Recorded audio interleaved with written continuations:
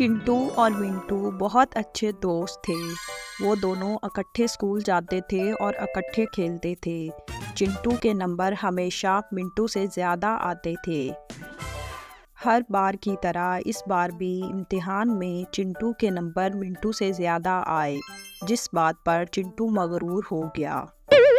चिंटू समझने लगा कि वो बहुत ज़हीन है और हमेशा से अच्छे नंबर ही लेगा। चिंटू सोचने लगा कि अगर वो इस बार तैयारी नहीं भी करेगा, मिंटू से और सबसे ज़्यादा नंबर लेगा। इसलिए इस बार उसने तैयारी नहीं की।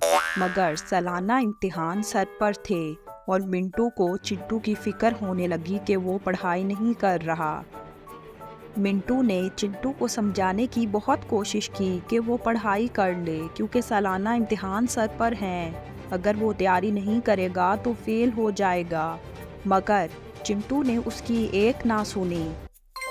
इम्तिहान शुरू हो गए थे और चिंटू की तैयारी बिल्कुल भी नहीं थी, मगर उसे लगता था कि उसकी बहुत तैयारी है और वो मिंटू से इस बार भी ज़्यादा नंबर लेगा।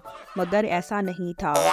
इम्तिहान हो गए, मगर जब नतीजा आया तो वो बहुत शर्मिंदा हुआ, क्योंकि चिंटू इस बार फेल हो गया था और उसने तैयारी नहीं की थी। मिंटू भी ये सुनकर बहुत अफसुर्दा हो गया था।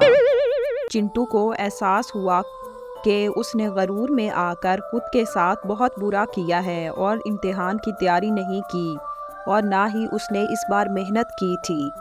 मिंटू ने इस बार ज़्यादा मेहनत की थी और उसे उसकी मेहनत का फल मिल गया था, मगर वो चिंटू के लिए बहुत अफसुर्दा था। चिंटू ने मिंटू से भी माफ़ी मांगी, क्योंकि चिंटू ने उसकी बात नहीं मानी थी। तो प्यारे बच्चों, इस कहानी से हमें ये सबक मिलता है कि हमें कभी भी मगरूर नहीं बनना चाहिए और हमेशा मेहनत करनी चाहिए, क्योंकि गरूर का सर हमेशा नीचा होता है। हेलो फ्रेंड्स, अगर आप इस तरह की और इंटरेस्टिंग वीडियोस देखना चाहते हैं तो मेरे चैनल को लाइक, शेयर और सब्सक्राइब ज़रूर करें। Thank you.